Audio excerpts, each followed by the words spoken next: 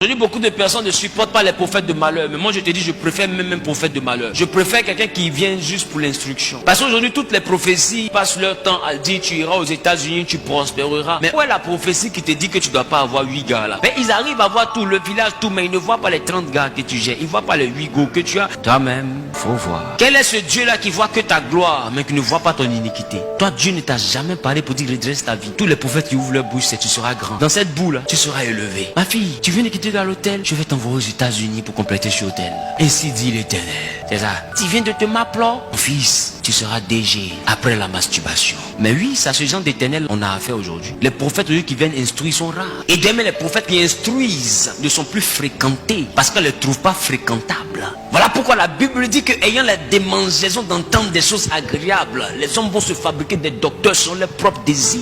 Mais beaucoup aujourd'hui ont le comportement d'Akab. Akab dit à Josaphat, il y a encore un autre prophète qu'on peut consulter, mais je le déteste. Parce qu'il ne me prophétise jamais rien de bon. Les hommes n'aiment pas les prophètes qui leur disent le vrai nom. Les hommes aiment les prophètes qui leur mentent. Voilà pourquoi aujourd'hui de plus en plus tu dois avoir le don de discernement de prophétie. Parce que plusieurs prophètes ont fini par comprendre que les prophéties qui marchent, c'est les prophéties des mensonges. Donc maintenant beaucoup prophétisent que pour dire ce que les autres ont envie d'entendre. Sinon un vrai prophète va dénoncer ta façon de vivre là. Comment ça se fait que Dieu voit tes rêves tout, il voit ton village tout, mais n'ose pas te dire il faut laisser Marie des gens.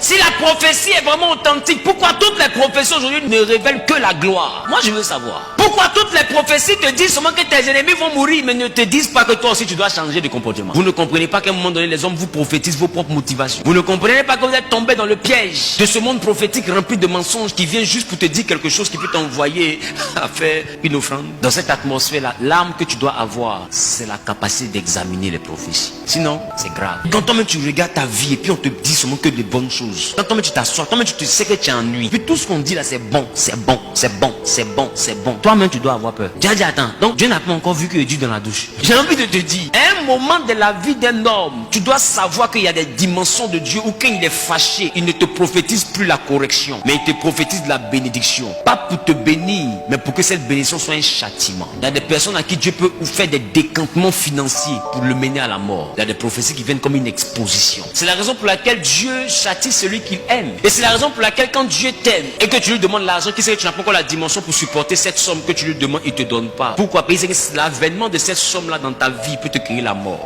Donc Dieu, des fois, pour te châtier, il peut te donner quelque chose qui est au-dessus de tes forces. Mais c'est quand même une bénédiction. Mais ça va t'envoyer à devenir quelqu'un d'autre. Et tu vas te perdre. Des gens sont allés consulter Dieu, ils ont dit à Dieu, est-ce qu'on doit aller contre